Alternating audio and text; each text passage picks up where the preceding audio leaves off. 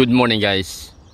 So mayong aga Iloilo. Medyo cloudy subong guys ang weather, pero naglabay lang kita diri kadali sa aton nga flood control no. Sa may diri sa may haro. That is the bridge nga pakadto sa may aton nga buhang flyover. Nga makross ka pakadto sa haro. Inobserve lang naton diri ang water level. So far do nubo pa man. So wala man sang incoming nga bagyo, pero nagsugo na ulan-ulan guys. So gintika lang naton diri kadali ang water level. So nubo pa man siya. As you remember, the last time we're here, gina-dredge ini. So makita naton ang dredging machine nila, ang ilang daw payloader bla. So muna ang naga-dredge diri sang aton nga river ano. So far do natapos na siguro ini, kay kita natin mga layers ang duta, even though ang iba niya parts na itikin siminto na ang sa kilid niya no, ang mga dikes dire, pero ang iban sini duta gyapon. We still have our famous tree dire, amot ano ni siya nga kahoy, pero wala man nila gikuha ano.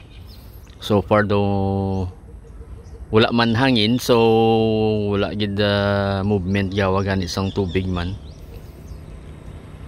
So malinong ining area guys. I could imagine in the future nga himuon siya ka linear park man ano.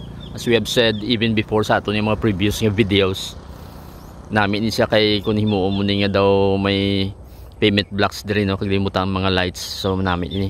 So malaba ni siya no, kay in between sa duha ka bridges no. Isa ang muning other bridge which is ang pakadto sa may Lanit area. So naglabay lang ko di, pero hindi na ito yung final destination para makita nyo guys. Manami na day actually tambayan kung siguro kung may mga kahoy na diri sa along sa diri nga side ano. So let's see in the future kung anong obrawn sa ato nya city government. Pero manami subong, kaya lalo na kung nami man ang weather. So nagtika lang kita diri kadali.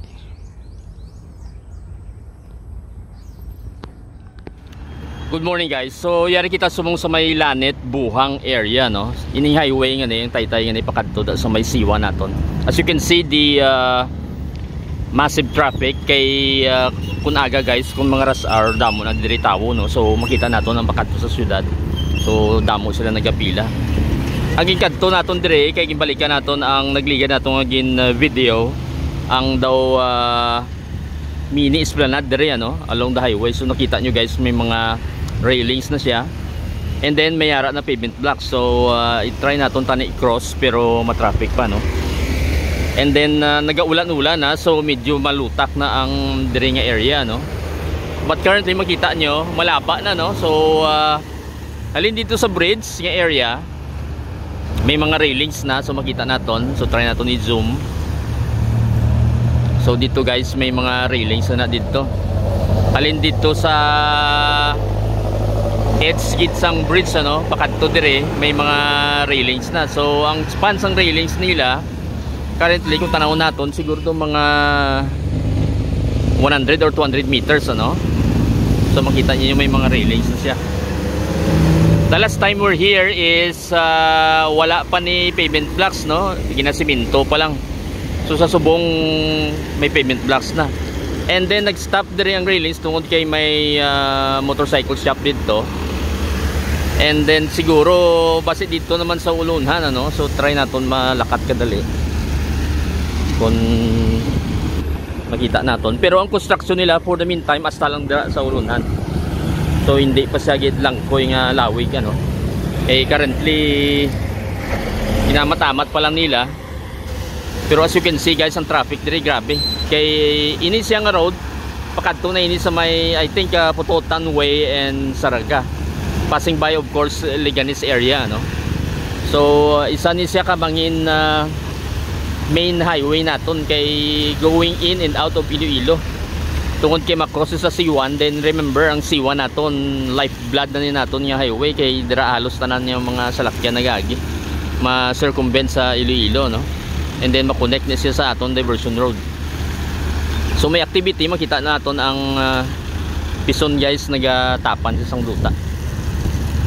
We will just try to get closer pero hindi lang ta magtama gi kapalapit kay may mga tubig, so mag-agi sa lakyan base magsikan man kita, no? And then may mga pockets of water man dira, so makita ninyo nga nagabaha-baha sa gamay.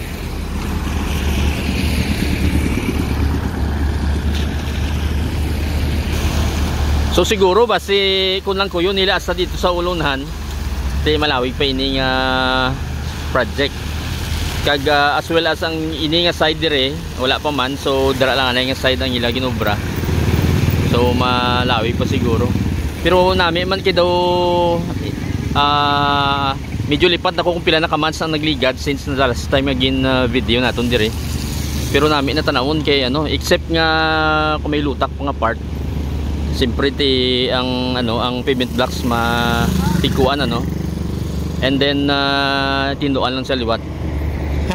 So ari guys, makita nyo yung traffic, may mga heavy trucks dire ka agi, so terrible na ding traffic naton kay mga going out of the city area dire halos tanan kay lapad di siyang highway. So eventually ang ining area dire ibutangan mo na dire nila siguro in the future, pero base igamay lang or wala ta kabalo kung base dito lang ang side. So muna siya, hindi kita kakadto to kay may pockets of water, so hindi naton ma-video.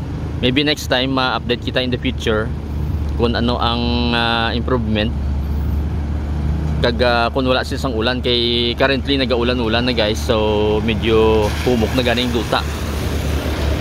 Kay unlike sin summer nga totally dry, so hapos na siguro pag-construct except nga may init naman. So amo lang ina guys so nagtika lang kita dire para ma-update lang kamo. So eventually I can see sa punta dito nga wala pa gani, so dito gina-layout pa lang nila dito ang mga ginatapan pa lang sa piso ng areas dito.